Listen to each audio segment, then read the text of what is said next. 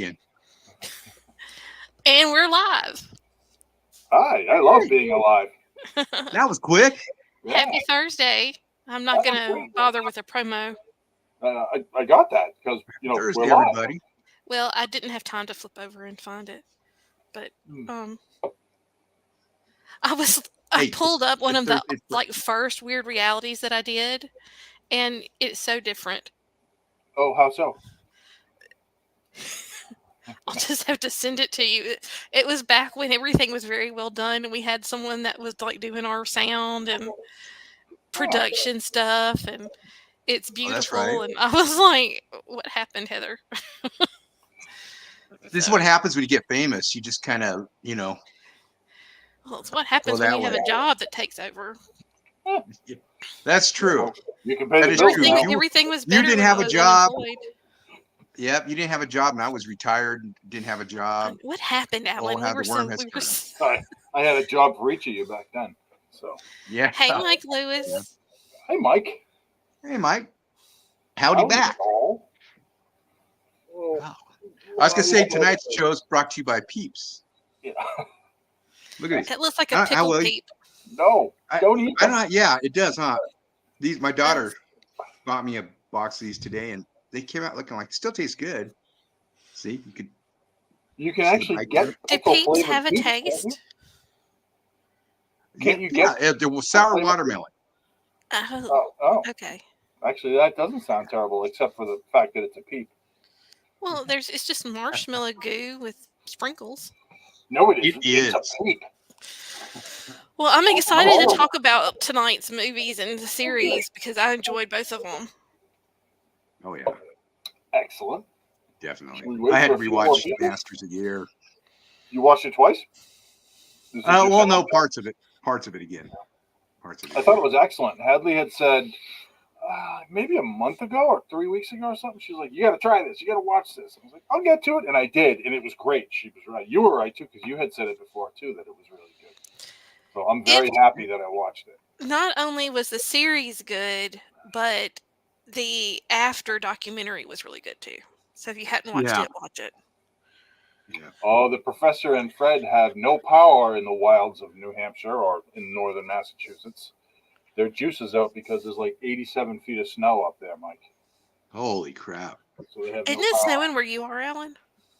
It was a few days ago, but it's just overcast and rainy. But I mean, like I say snow, I mean it's not like a light frosting. I mean y'all had like feet of snow, right?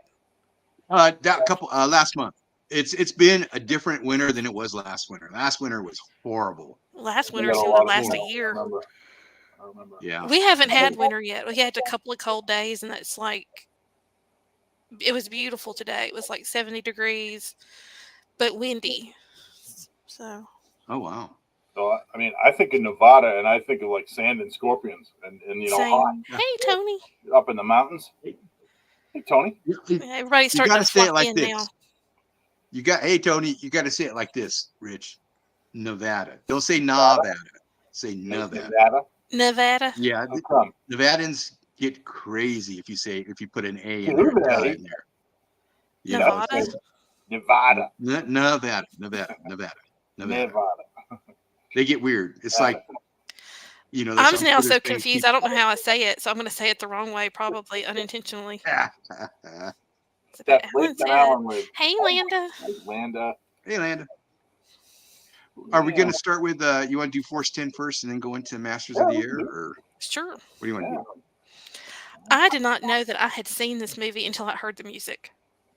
And I remember the music. It is so memorable. That was a great score. I love this movie. I wrote a little thingy up if you guys would like. Well, yeah, it was your movie. It was your pick. So let's roll. How many people we got? We got 1, 2, 3. You know what? They're the best people. So I picked Force 10 from Navarone, and it's very loosely based on an Alistair MacLean novel. 1978's Force 10 from Navarone is at once a war film and a spy movie. Starring a 36-year-old Harrison Ford, Robert Shaw, Carl Weathers, Barbara Bach, Edward Fox, Richard Kiel, and Franco Nero, this film is stacked with 1970s stars. Excuse me. Directed by James Bond legend Guy Hamilton, the film had half a dozen titles and was supposed to reprise David Niven and Gregory Peck in the starring roles, as Force 10 was a sequel to the 1961's Guns of Navarone. That never happened. The plot, I guess, the film takes place during the height of the Cold War when two British commandos are sent into Nazi-occupied Yugoslavia to assassinate Nazi infiltrator Nikolai, played by Franco Nero, posing as Captain Leskovar, a Yugoslavian partisan, the same dude who wrecked their plans in Greece at Navarone and then escaped. The Brits hook up with Force 10, who are sent to blow up a bridge to save the partisans, Yugoslavian partisans, from an overwhelming Nazi force just on the other side of the river. Prior to the start of the mission, the good guys need to steal a plane to get out of England, and they accidentally hook up with Carl Weathers, who's been arrested by MPs and escapes with them into the heart of the mission.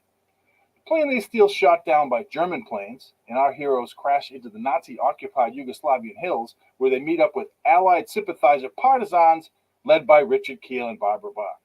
Lo and behold, the partisans are actually German sympathizer Chetniks, and the shit hits the fan.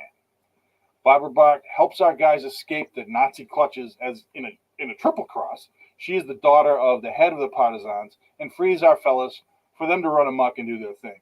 She runs afoul of Richard Kiel, and the fellas get her out of the Chetnik camp, and she gets back to the partisans. The commandos hook up with the partisans, the actual partisans this time, and realize that it will be impossible to blow the bridge with the explosives they have. But they do find Nikolai, who's played by Franco Nero. The good guys then realize if they blow a dam upstream from the bridge, the resultant water will smoke the bridge and save the partisans. Unfortunately, Nikolai kills Barbara Bach during a botched supply drop where she heard him giving the drop position to the Nazi fighters. The boys go into a German munitions camp, steal some boom boom, and blow the dam. Apollo Creed then kills Jaws, Indiana Jones kills Nikolai, and all is right with the world. When you think about it, though, Quint should have killed Jaws. Would have made more sense. Right. Anywho, the flood from the dam takes out the bridge just as the Nazis are crossing. The partisans are saved, rainbows and unicorns, and everybody's happy, except for Barbara Bach. She's dead. The movie was filmed in London, Montenegro, Bosnia, and Yugoslavia, with the then Yugoslavian president loaning 2,000 soldiers as extras, complete with uniforms, weapons, and a few T-34 tanks. Excuse me. Both Ford and Shaw thought that the lines in the film were silly, so much so that Robert Shaw actually died before the film was released. There are varying reports on what the budget was, but Force 10 made less than 25% of the total that the Guns of Navarone had made almost 20 years earlier. So really, it was a box office disaster. You know, which only proves my point that people suck, because this is an excellent film with dozens of excellent qualities, and F you haters who don't like it. I'm going to go ahead and give this 4.5 stars right now. What did you guys think? Adley? I really enjoyed it. Like I was saying, I did not realize I had seen this movie, but listening to the score and all brought back memories of being on vacation in Florida and watching this with my dad. So it was kind of a nice surprise to kind of have that kick in.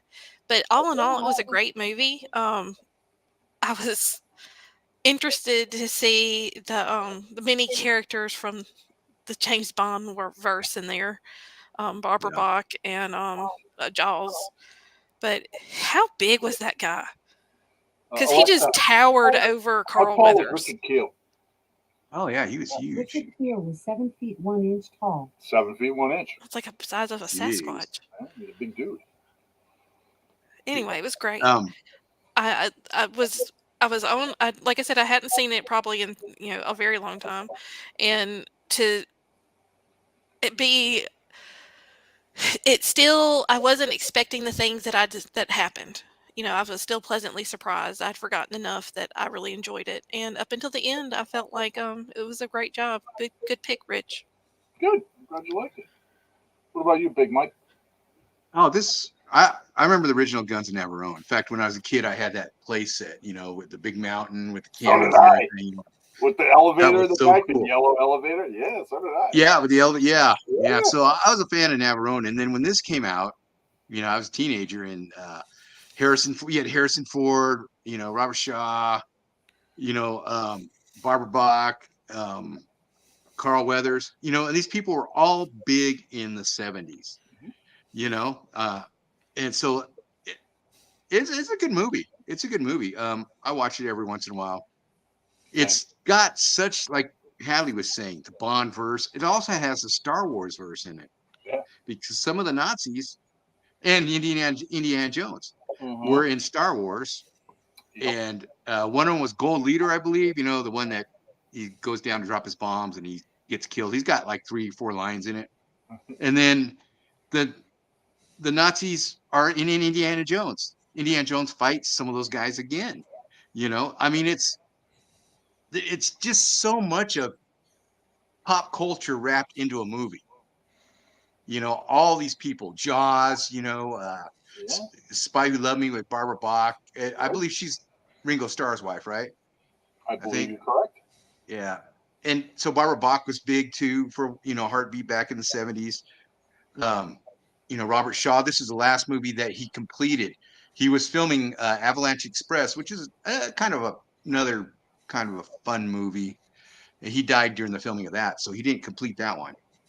But I don't think, like you said, he was dead before it was released. Yeah. But he did finish it. And he was drunk every day on set, I guess. And Alistair McLean, he'd be, because it's his script and stuff, he'd leave the set when Robert Shaw came on. And he got paid, Robert Shaw got paid $750,000 for this movie. $50,000 of it was for his script writing that he did on it. I guess he did additional script writing on it. And it was like the lines. Irish tax front, that 50,000 part. But that's a lot of money back then for this movie. I wouldn't have thought that much. I mean, he was big at that time. I mean, he wasn't making great movies though.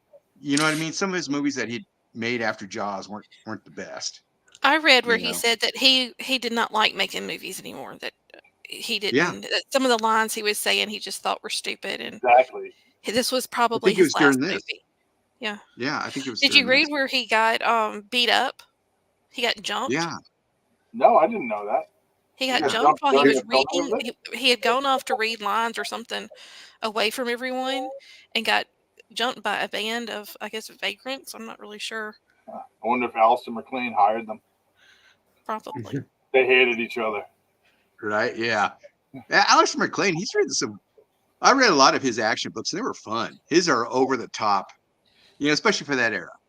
They're a lot that got me into adventure reading. I think was Alistair McLean. Well, and did you see where Harrison Ford really didn't like making this movie? Yep. Yeah. I don't think Harrison Ford likes making any movie. Well, I think that he said that it just wasn't the right choice for him. Yeah. And I was thinking, well, no, because it wasn't a narcissist. He likes playing the egomaniacs, and this character was more toned down than that. Yeah, I could see that. And you had the late great Carl Weathers. I didn't think I'd be saying that now, this year. Right. But he was Carl Weathers in this. It was Apollo Creed in this. Yeah. His acting. I love watching his movies and stuff, but his acting style is all the same. But he was great in it. A little bit out of place in this, but it's a great character. Sure. Give your your covert team away for certain. Yeah. I never understood why they had to steal that plane. It's not because really they were well. That wasn't really done well. I mean, they did throw it in there as to we need to get out of here right now, and no one can know that we're going, that type of thing, because they didn't know who Nikolai knew, because he knew someone at MI6. So, well, to me, it seemed like they said that their last 2 or 3 attempts had been sabotaged, and all the teams killed. Yeah. Yeah, and this got a lot of team killed too, though. Them stealing this one. Well, the Germans, and it was like the paper mache plane they were in. Everybody got murdered on the plane. Flipped off, I shot him down. But there was some things I just thought were funny. Like you have the 900 MPs that it took to ride in the back of the Jeep with Carl Weathers. Did anybody ever find out what he did? It's Apollo Creed. He could box his way out of anywhere. And they all had their little batons, and they get out, and they're like beating all these guys up, and they're poorly because it was like stormtroopers, but Yeah. Full circle. But then they were going to leave the black guy in the midst of all the white MPs that are beat up, and he's like, "Heck no, I'm going with you." Beat the crap out of them too. Yeah. Paul Creed and Dylan, you can't beat them.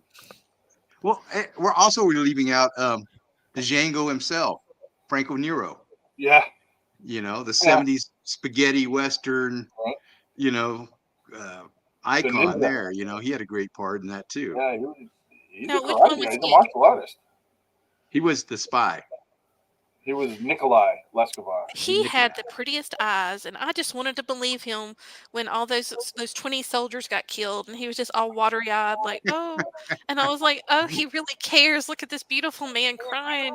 And then it was like, oh, wait, he's got to be the bad guy. He has this whole wolfish thing going on. Well, he's in the new John Hadley, look him up. He's a big 70s spaghetti Western. Yeah. Well, I looked him up, and I was surprised to see he was Italian because he had this whole Aaron thing going on. Hey, in fact, Alan. he's in some big movie. He's been in some movies lately. He was in John Wick. He was in John Wick. He ran whatever the Continental was in Italy. Yeah, that's he right. was in the Pope's Exorcist. Actually, he's the Pope in the Pope's Exorcist. He was in Die Hard too. Yeah, he was. Yeah, right. He is. Right. He's the Colonel. That's right. I forgot that, and that's one of my favorite Die Hard movies. That's great. Yeah, so Franco Nero was cool. Back in the 70s, he was really cool. So it was he's good got to a great see him in this name role. too. Oh yeah. And he's Italian. You know what they say about Italians? I do know like what they say about Italians. I've heard that before. But yeah, Tarantino even had him in Django Unchained, right? He had him in a cameo in there because you can't make a Django movie without Django. Anyway, this is a fun movie. Great pick, Rich. From my childhood, I love this movie. Well, teenage years, I love this movie. Same. I loved it. I love the scope of this film. It's such a big, vast. What they have to do, they have to walk so far through the hills, over the mountains, to get to this bridge, only to find out that they can't do anything. So they have to go back upstream to get to the dam. And the whole way they're being attacked. It was great. I love this film. Yeah. It's a spy movie wrapped up in a war film. Oh, and James Fox, if you're a movie buff, especially British war movies and stuff, James Fox was like in almost every one of those. He was also fun to watch in movies because he always had a sense of humor about him. That stiffer upper British sense of humor. That he was a little more playful than most. Huh? Isn't yeah. he? He's in Bridge on the River Kwai, right? Isn't he? Is it I Edward don't think Fox? so. Edward Fox. Let me look him up. I don't think he was, but he was in a lot of those movies. You could throw a rock at his name and he'd be in one of those World War II movies. It's Edward Fox, and he's in. Let's see. A Bridge Too Far. I think I was thinking of a Bridge Too Far. That's right. That's right. He's with what's his face? Hannibal Lecter's squad, isn't he? Yeah. Commandos. Yes. That's another great movie. Bridge Too Far. It's there's some long bits in it, but the battle scenes and stuff are really good. That has a lot of big names in it. That film, Operation Market Garden, that was a disaster for the Allies. But the film is just fantastic, and it's got it's got everybody from the 70s in it. So it was great. Much like this one, I think Force 10 is, like I said, I already gave it a 4.5. So it's one of my favorite movies from my childhood. That and Where Eagles Dare is another one. I love that film. Which I think we'll be watching later this year. Ooh. I think we did that already. Did we? I'm gonna give this a 4. Nice. Solid 4. I'll give it a 4.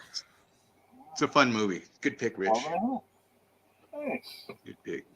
And so now we get to roll into Masters of Air. You want to take it off, Queen? Go for it. I'm going to give a little bit, but we're going to have to share this one because I know I'm just going to be all over the place. So, Masters of the Air is a 2024 American war drama miniseries. Excuse me, and it was on Apple. It just wrapped up, and when they wrapped it up, they did a documentary on the men of the Bloody 100th, which is what the show is based on. Let's see. So this was phenomenal. It tells the true story of the 100th Bomber Group, aka the Bloody 100th, and their experiences during World War II. So you're going to see some great casting, which I wasn't really sure about some of the picks, but But Austin Butler plays Major Gail Clevin, and Callum Turner plays Major John Egan, and these are the main two people that this follows. There's a total of 9 episodes, and it is phenomenal. If you like World War II movies, this one is going to really get to you. It brought in things that I really enjoyed seeing. I was telling one of my compadres recently that I think my favorite part about the entire series was them showing the Stalag part, because that's just not something we see a lot in a lot of the films that we see. You just don't see the prisoner of war camps and what happened there, and it kind of really made me reminisce to Hogan's Heroes and the way they would hide things in the furniture, and we're always trying to get news of what was really going on in the war. So again, I love this. It started off the first episode with kind of an introductory of characters, and we saw the introduction of BFFs, of all BFFs, Clevin and Egan, and it kind of set off their story. But it really goes a lot more into these flying fortresses and really how utterly devastating the loss was. Whenever they would go out, they'd send, what was it, like 24 ships? Yeah. And, a lot of times it was only, a couple that came home. So, anyway, I'm going to let it go there. And, Alan, I'm pitching it to you. I love this. I was rewatching some of it today. Max, to your question, there is as good as Band of Brothers. I'll rank it like this: Band of Brothers, Masters of the Air, The Pacific. I would agree with that. I would agree with that. Yeah. Band of Brothers is like a 5. Yeah, it's 5+. Band of Brothers. The characterization and the actors, because I mean, you've got not Henry Cavill, but the guy who plays Magneto. I mean, you got that caliber of actor in there. You got the guy that played Dick Winters and Nixon. Those are the acting in this is really good. But it's more like the CW. No, I think it's even better than that. I think it's a little better than that. Well, I'm talking about the actors, though. They're the young, pretty people. You're right. Because most of these actors, except for Elvis, you don't know. And most of them are actually English or Irish actors playing Americans in this. Kind of like Band of Brothers was like that. I mean, a lot of the actors in that played, were not American, not Americans. But this is really good. I love bomber movies. Yes. Memphis Belle, Dam Busters. You don't see these.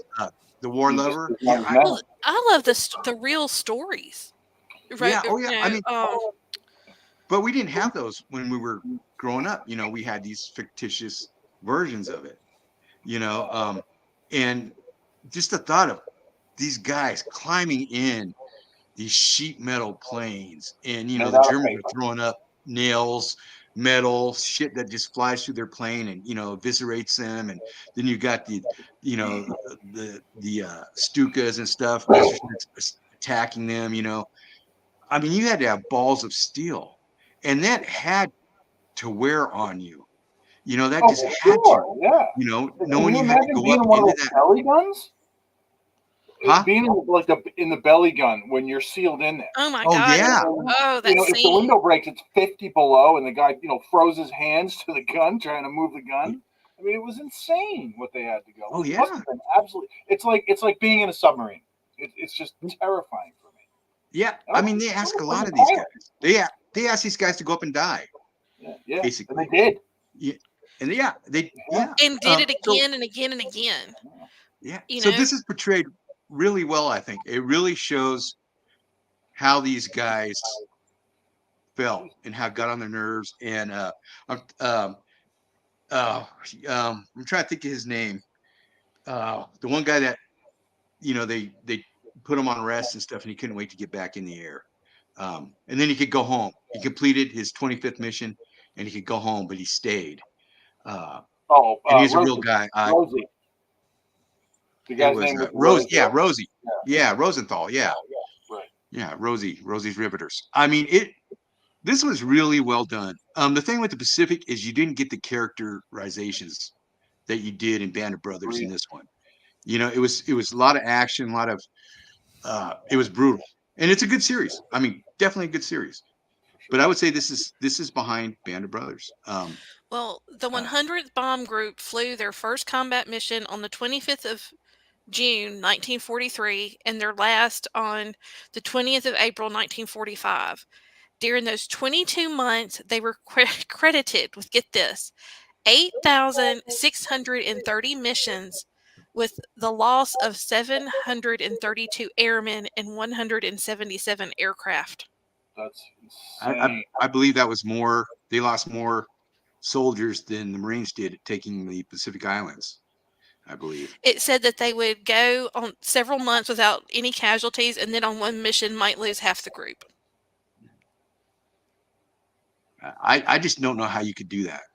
It just, Giant Death Star size nuts to get up in one of those planes. Yeah. Honestly, just those bombers should have been bigger than.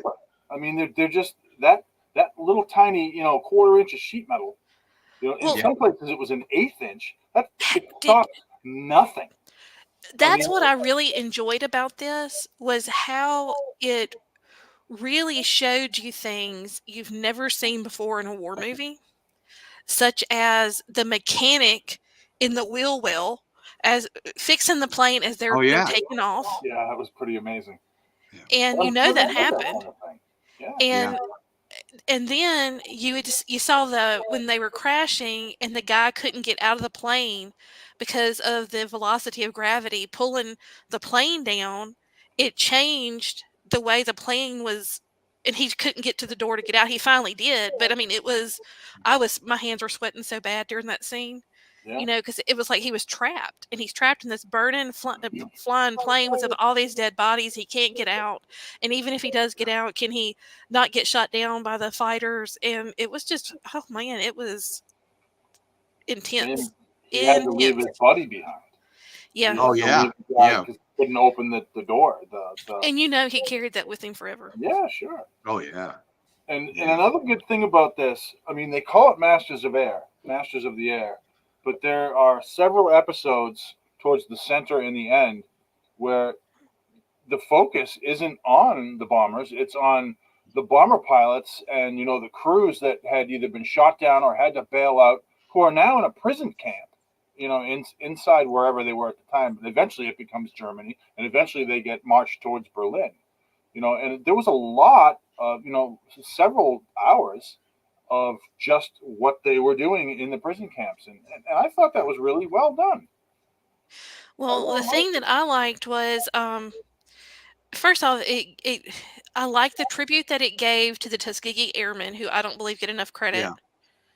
And I also really liked that it showcased the honor and loyalty of men like Rosie. Rosenthal flew 25 combat missions, and he was the last one to achieve that before they stopped letting him do it. They raised it to like 30 or something. And rather than go home, he re-enlisted because he didn't want to leave those other guys behind. And those are the kind of men that our grandfathers and fathers were, they don't make them like that anymore. And I don't say that to be disparaging towards anyone. It's just we're not tested like that. We don't No. have those types of trials and tribulations, and hopefully we will never see a war like that again. But that was the first war of its kind where you had those types of battles in the air. They had flight in World War I, but it just wasn't the same. And then the wars since then, you just haven't seen that sort of cavalry. No, you haven't. Hey, Hey, Craig Craig. B, I see you. You are not alone. You're not alone. I'm sorry. I'm rocking and rolling on this tonight. This is well done. I'm glad they waited to do this. Yes. As much as I'm not a big fan of, well, I like their movies and stuff, but personally, I'm not a big fan of them. They do make a good biopic. They really do, and they do give honor to the men and women that went forth and shed blood. So these are. I'm glad they waited and did this one. Are you talking about I Playtone like and this topic. Amblin? Huh? Are you talking about Playtone and Amblin? Yeah. Spielberg and Yeah. what's his face? Well, I really enjoyed the documentary afterwards showing what these men did with their lives. Yeah. So. Yeah, no, that was good too. There's also one on TMC has the Memphis Belle documentary, which is pretty good too. I just can't believe these guys would get up there, mission after mission, knowing that they more than likely won't be coming home. I mean, you had to have been fried, Yeah, and it's just amazing. Best cinematography in the show is when they're just flying through the air and they're talking, they're just sitting there and they're talking, and all of a sudden they start getting attacked by these fighters or flak, and you turn around and the guy's face is gone. He's just dead. Something has come through the plane and killed him. And this is a guy that the other crew members have known. I mean, he's part of their crew. They're all friends, and it's just all of a sudden like that, he's gone. Well, And then the plane doesn't work right when bits of it are being blown off. Well, and then you see as the series progresses, they're not as friendly to the new guys because they don't know if they're going to be around or not. Exactly. So they don't want to invest that emotional, I guess, effort into them.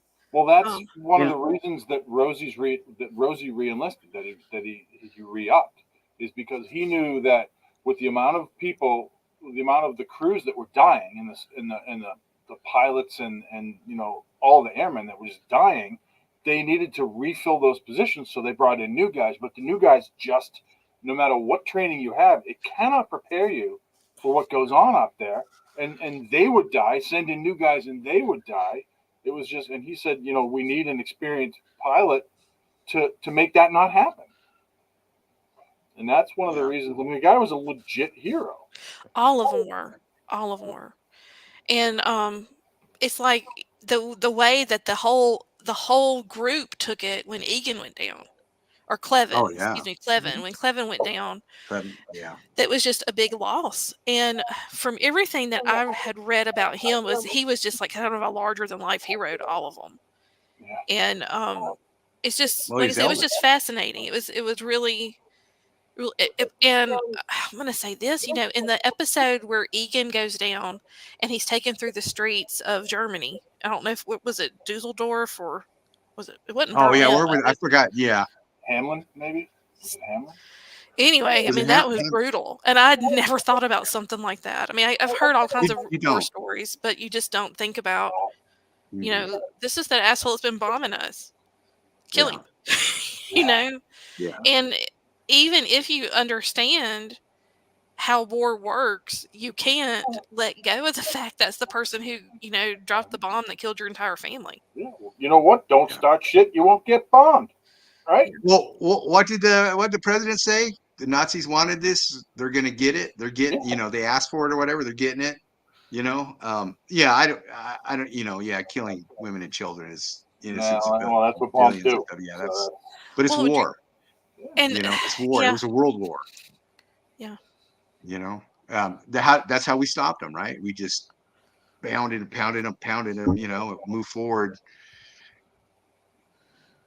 But this is good. It's a good series. If you don't have Apple and you can find a free, you know, like, hey, free trial for, you know, 2 days, 24 hours, 8 hours, whatever, get it and watch this. Yeah, just Because I'm gonna go on a limb here, and I'm going to make I don't get paid for this statement, but I'm going to make the statement is, in my opinion, since I have bitten the bullet and gotten Apple, it has been they constantly have series that blow me away. Probably more so than some of the ones that are better known. They've got, Ted Lasso. Y'all know I'm a huge Ted Lasso fan. They've got Ted Lasso. They've got. I'm watching one called Palm Royal right now. They had Masters of the Air. They've got what is the one with Gary Argyle. Oldman, Rich? The spy one. Sleeping I can't Dogs. remember, but it's good. But I mean, they've got Silo. They've got Silo's great too. Yeah, I mean, they've got a lot. So if you just want to get it for 3 months and just binge watch Apple TV, I would say do it, and let go of something like Showtime or Max or Stars. Yeah, because none of those all garbage. they're really pointless to have, to be honest. I would say It's that worth it. I would let all 3 of those go, and I need to because I've got some of them. But the ones that I think are worth keeping right now are Netflix and Amazon Prime, just because it's kind of like the library, and Apple. Yeah. Agreed. Yeah, Mike. When I was in the Air Force, Charles McGee was a big name. He was a big name. I remember that. Yeah, and the actors in this, you know, you got Elvis, and actually, I wasn't a big fan of Austin Butler, but this made me a fan of his. Yeah, he played very well in this. Yeah, and the guy that played Bucky Egan, you know, Yeah. My favorite character in this, though, after Biddick, because I like Biddick's character, you know, was Harry Crosby. Oh, for sure. I really liked his character. Yeah. You know, but they built his character up. Yeah. You know. Well, he was the storyteller. He was the narrator. Yeah. Now, which one is Yeah, he? he's the narrator. He was the the navigator that threw up Oh, all the time at the Yeah, beginning. yeah. The one that had the affair with the British spy. Yeah, that kind of pissed me off. I'm thinking, your wife's waiting for you, man. But, you know. He didn't know he was going to live or die. Well, he I did, because he was not in the air machine anymore. Yeah. So you're right. What an asshole, right? Yeah. Yeah. But I like this kid. He's my favorite character in that. And then, of course, then Buck and Bucky, you know, they're great characters. Yeah, they were good. You know. I liked them all. And I like how they can't say I have a favorite. I liked them all. I like how Buck and Bucky, they wouldn't change, you know, their names. They wouldn't change, you know, one's Bucky and one's Buck, you know. I like that. That was funny, but you know. Well, it was good. Totally recommend. I'm going to give this one probably a 4.5 throughout the whole series. And with the documentary gives it a 5. Yeah, that's good. I'll give it a 4.5.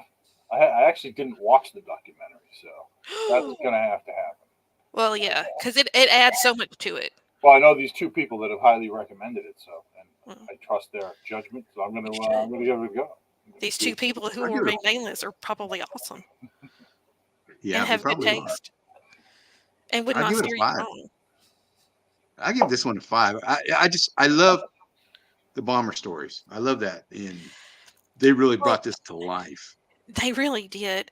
I was when I was recommending this to someone, I was telling them about how you could just almost feel the cold steel of when they're in the just steering, how hard it looked to steer the plane. You know, and it was shaky. You know, like I'm sure it was. It was just kind of. I guess they rigged it on a gimbal, and then they had the steering wheels, you know, the yokes on them.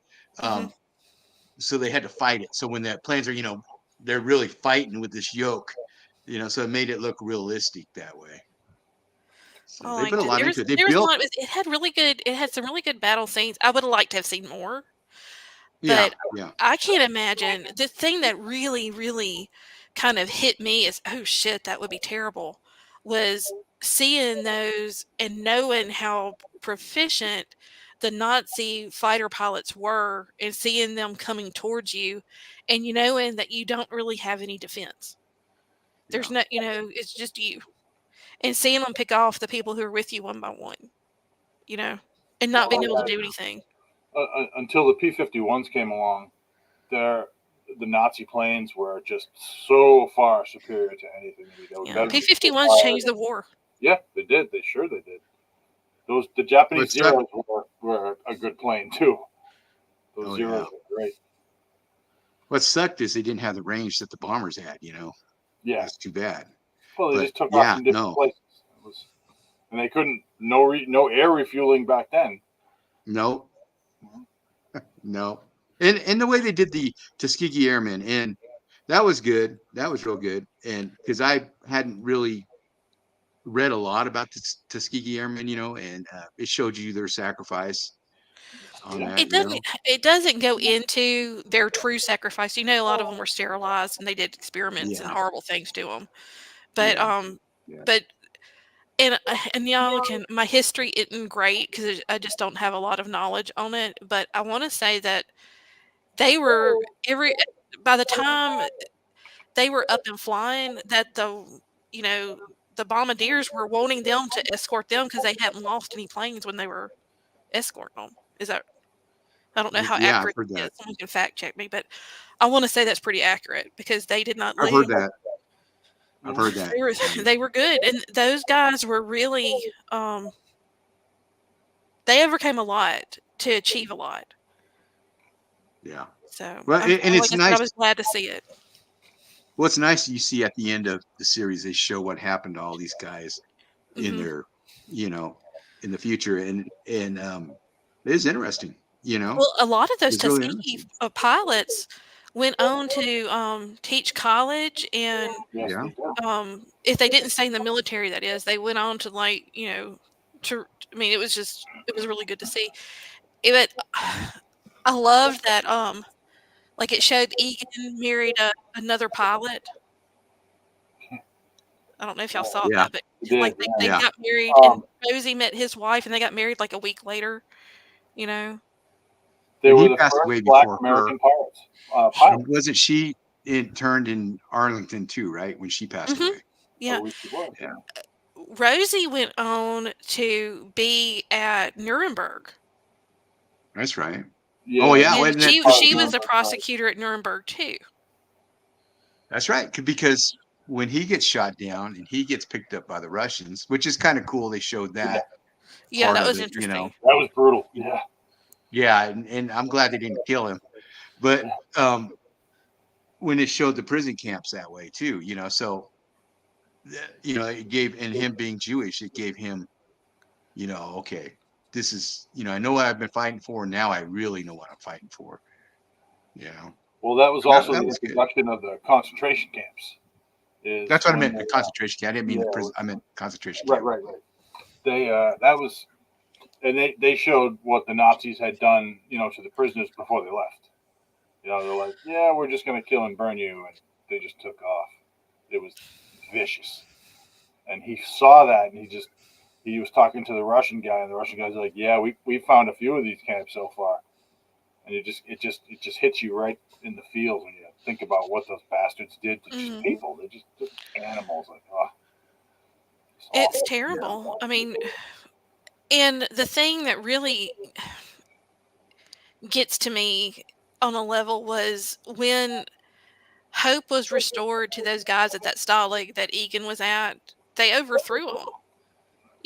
They what that shows you what hope and faith can give you. He just gives you the ability, and what the lack of it, the not, and I'm assuming, I don't know, but I feel like the Nazi people who were in charge thought that they were invincible, and then when they saw that they weren't, they kind of lost hope, and just they were overrun by the prisoners, and I thought that was effing awesome.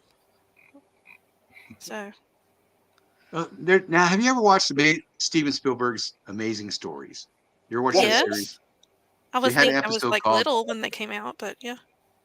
they had an episode called The Mission. It was a bomber. Kevin Costner was a pilot. Kiefer Sutherland was a radio guy. Casey Seismesco from 3 O'Clock High was another member. I was the belly gunner, and they're coming back from this mission, and it was cool because Spielberg went into, the plane looked really cool. They're all in there. That was the coolest thing about those guys is they had the coolest because it was so freaking cold in those things. They had the leather, the sheepskin. I mean, they always look cool.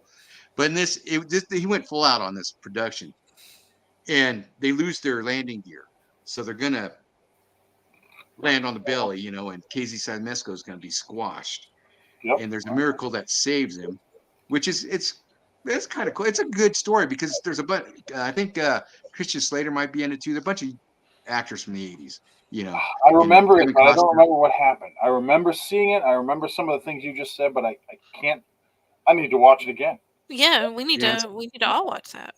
It's called The Mission, and it's a palate cleanser to some of the episodes on here. It's a nice little thing, but anyway. This is a good series. To me, Craig, I think it's second in that trilogy of war series, really, because to me, I just didn't get into the characters in the Pacific.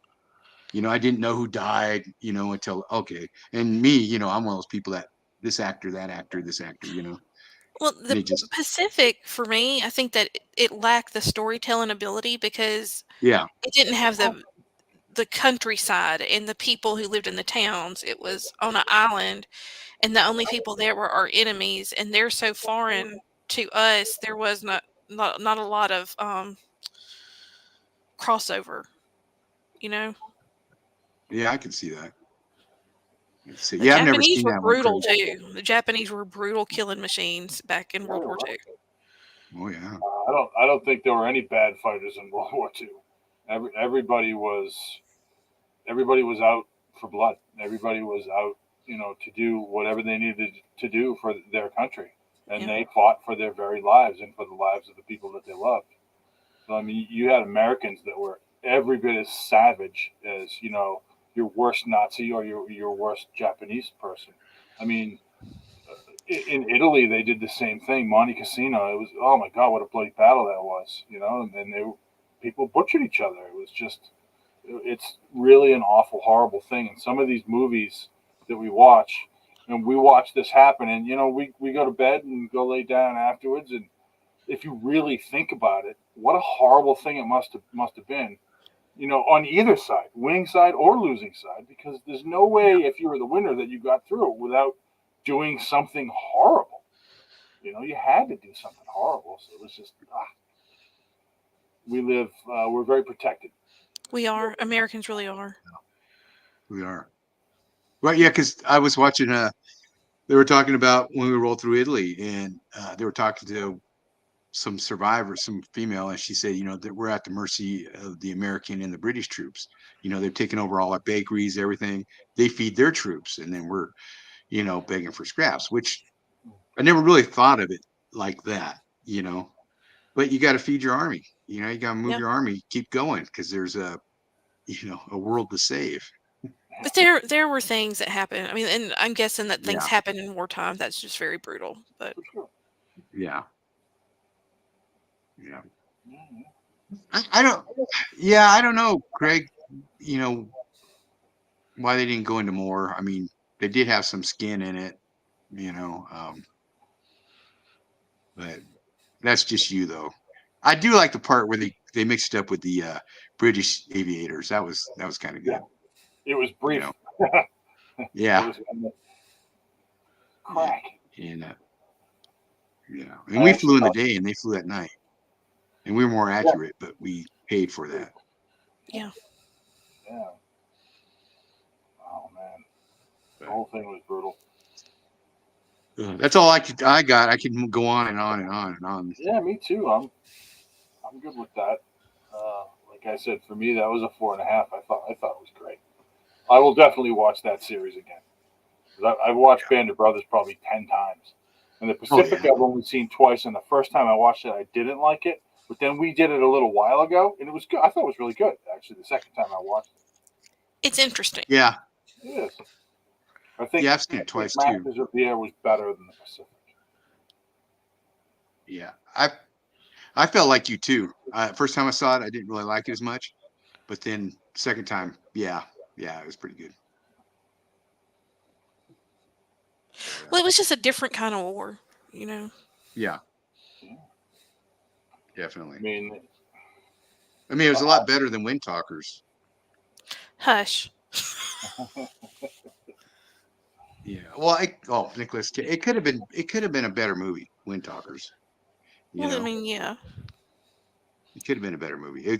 Good subject matter, but just the movie didn't. It was okay. I've only seen it a couple times.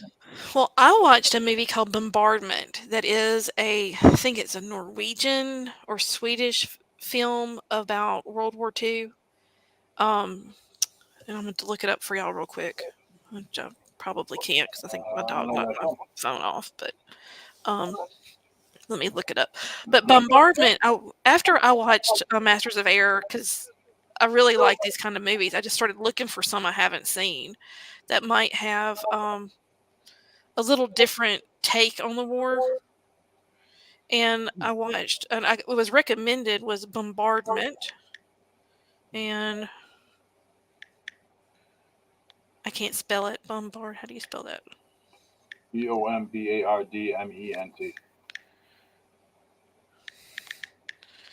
Still wrong. Maybe that's right. I think I fat fingered it. Well, something's come up. Not yet. Anyway, I'll find it and I'll send it to y'all if I can. Maybe it wasn't Bombardment. I don't know. I thought it was Bombardment, but it was really good, and it was a different take on the war. But like I said, it was. I know I told somebody about it after I watched it, but yeah, it was one was like an Academy Award winner for whatever their version of the Academy Awards was. Yeah. But I suggest that, I mean, if you like these kind of movies, look and see what other nations come up with and watch them, because it's always interesting to see their take on things, and it's a lot of times it's eye-opening to kind of see the different ways that other countries processed it. Max says Nick Cage has a new Apocalypse movie coming out, and it looks okay. Have you guys seen anything for that? I saw the new trailer for The Crow, and God, it looked so good. I was hesitant to have an opinion on it. Number one, I love Bill Skarsgård and think he's amazing and does amazing things, but The Crow is just like one of those holdovers from the 90s that I just love, and I didn't want them to ruin it.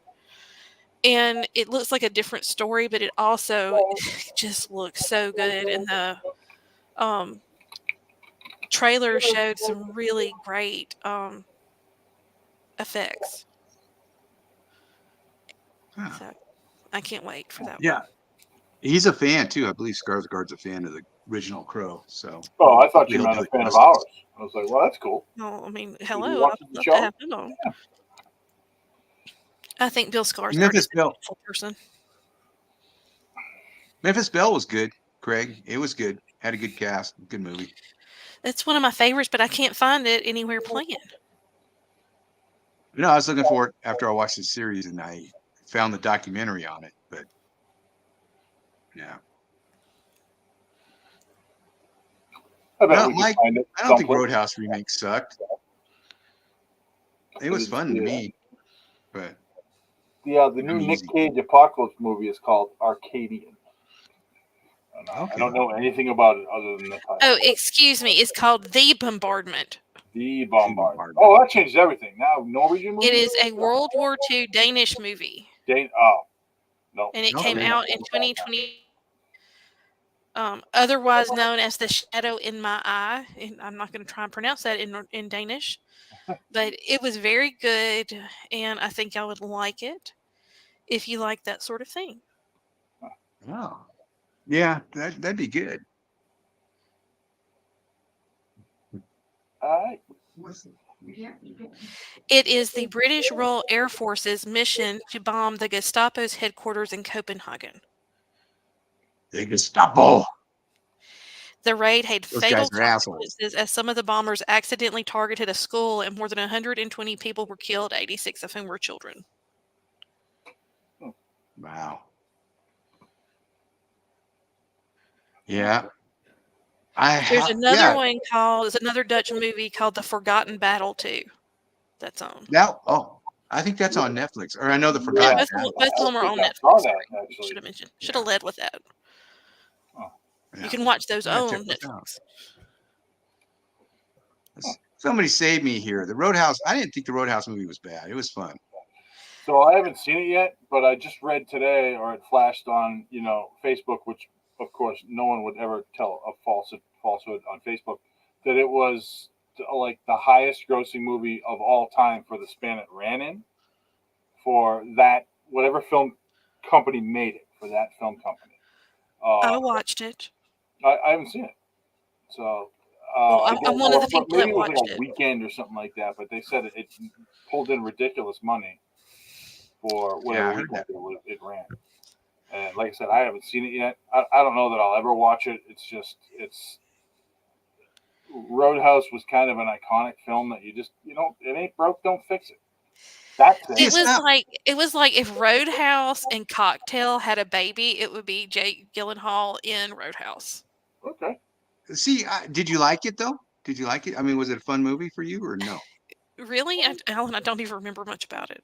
I just remember that it made me think of, it had like the vibe of the Cocktail film that Tom Cruise did in the 90s. Oh, I hated Cocktail. I know. I liked this. I liked the soundtrack, but I hated Cocktail. See, I missed Roadhouse when it came out. I don't know why, whatever. So I was never attached to it like, you guys are.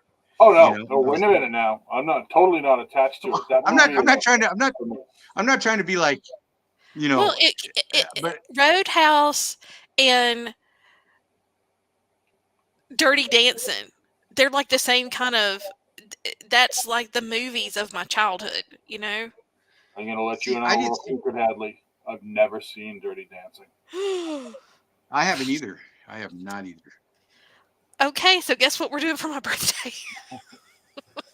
No, I'm teasing. I've had the time of my life. That was pretty and good. I'm holding out. I don't remember the rest of it. The stories I could tell about that Dirty Dancing. We had that soundtrack, the cassette, and we played it when we went to Mardi Gras one year. Well, all righty. Weddings love that song. When I used to DJ, we'd always play that song, and it would feel the dance floor. But that wasn't the good. That wasn't the good music from that soundtrack. The good music was like, gosh, what was it? Was some of that like Mickey and Sylvia. Hey, Mickey. It was like some of that 60s kind of dance music. Anyway, Dirty Dancing actually is very good. See, I've never seen it. I played that song about 1,000 times at weddings. That's funny. That and Old Time Rock and Roll. Those two songs. I could never, if I never heard those two songs again, I'd be happy. Because, I mean, you want to feel a dance floor? Play those two songs. I'm not talking about, for teenagers or anything like that, but for, people in their 20s. Well, not nowadays, I guess. But back in then. My age demographic, the one that would fill the dance floor was Mustang Sally. That Mustang always Sally. got everybody on the dance floor. Yeah. That's funny. But no. Yeah. I know it's a fun movie. It's like watching just an action. I don't know. Don't take it to heart as like, this guy's trying to replace Swayze. It's not that kind of movie. I don't think it's intended that way. So if you look at it like that, it's not a classic, a great movie. People won't remember it, but it's just a fun watch. If you're looking for an action movie, a lot of people get their I can testify to what he's saying because I honestly don't remember what happened. So yeah. Good. You can blame it on my pain medication, but I don't think that was it. And I don't know if Conor McGregor has a future in acting. I don't know. Who is Conor McGregor? He's a fighter. Oh well, I mean, was he he's in a whiskey Roadhouse? Yeah, I guess he's Yeah, in he was the bad guy. Roadhouse. Which one was he in Roadhouse? You get to see his ass. That's all I know. I apparently missed it. That's how bad the movie was, people. I don't even remember Conor McGregor's ass. You get That to see his tells you ass all you need to twice. know. Was he the bad guy? He was the one that was beating up on Jake Gyllenhaal, the one that goes, Well, they're in that the boat. one that was like crazy acting. Yeah, I think I do remember him not having pants on. That's him. Okay. That is him. With all the tats. I just thought he was like some Australian actor. No, he's an Irish UFC fighter. Oh, well. Yeah. Okay. One of the wealthiest, I think. But also he's got all kinds of allegations on him and stuff.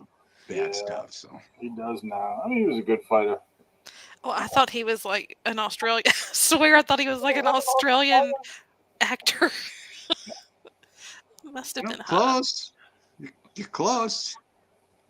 Again, remember, I think that I probably watched this after my surgery, so I really was probably very high, but I don't know where I got that he was.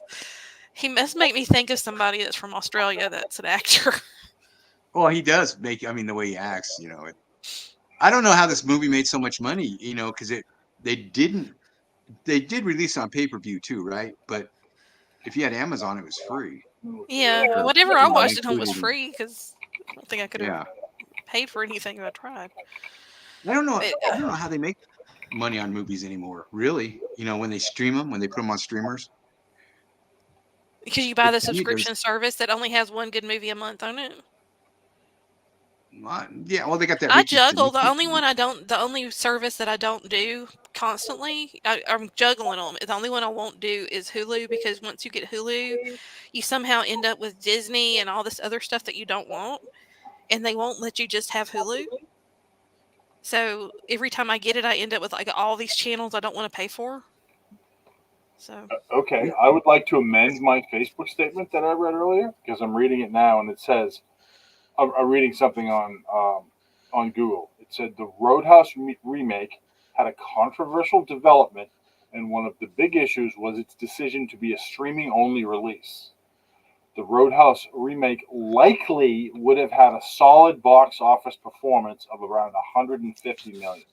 So maybe what I read today was about how much money it made streaming wise as opposed to the box office. Well, I think that my opinion of someone who doesn't like to go to the movies anymore. I mean, I like to go to the movies, but I like the experience of going to the movies. But there's not many movies now, I think, that are movie theater experience movies. You're right. Jurassic Park, movie theater experience. You're right. Because I wouldn't have gone to the movies to see Roadhouse. I wouldn't have. I'd wait till it streamed. But I mean, Star Wars, movie theater experience. But that last Indiana Jones I went to see, that wasn't a movie theater movie. Yeah, it's all right. Well, yeah, I mean, it just, yeah. Right. But, the big stuff with all the, cool stuff. I would have loved to have seen Game of Thrones with those dragons on a theater screen. Would have been cool. The last movie I went to was the newer Avatar movie, The Way of Water. It was the last one I saw. It was probably a year ago. I just don't go anymore, which is a shame because I used to love going. I used to go twice a week. I used to work at a movie theater. Oh, wow. That was my dream as a kid, man. Working in a movie theater. Yeah, I was a manager at the movie theater right down the street. I mean, because it was an experience, right? Yeah. Yeah. I remember movie hopping all the time. We'd go see Silverado, then walk next door and see another movie. And it's like your whole day was shot watching movies. Right. That's too bad. It's too bad that we've gotten away from that in a way. Well, I mean, it's the way our society's growing is that we don't want to be around each other because, I mean, for me, it's okay. What are the chances? First off, I don't like being around that many strange people that I don't know, in today's society. Too many bad things happen, Fair enough. I think I got to call it though, kids. At 11:04. That's right. It is 10:04. Y'all got Oh, yeah. 4 extra minutes. That's because y'all were late getting in here at 4 after. All right. All right, kids. That's it. You heard the man. It's time to go. We will see you next week. And guess what next week is? It is my birthday week, and they get to pick the movies that we watch. Preferably movies they think I will like. But guess what? Alan did not do that. I will have It had words to Duvall in it. say. Alan's picked my movie, and I watched it. And y'all, I just got words to say about it. We'll talk about it next week. All right. Good night, everybody. Night, Thanks for y'all. coming. Night, guys. Thanks for joining us.